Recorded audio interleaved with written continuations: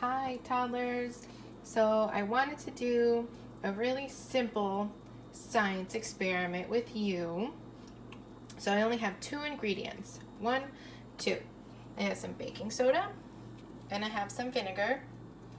And then I just have a big bowl. So I'm going to put some vinegar right into the bowl. I'm just gonna pour it. Just a little bit more. I'm gonna put my cap back on so I don't spill. And then I'm gonna take my baking soda and I'm just gonna sprinkle. Now when I sprinkle it, I want you to look at what happens.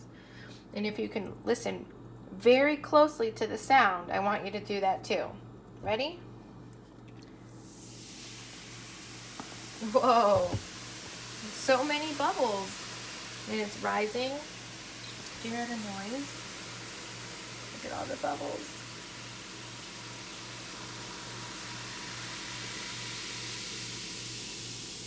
And then the bubbles disappear. Pretty cool, huh? That's a little reaction. A little bit of toddler science. I hope that was fun to watch.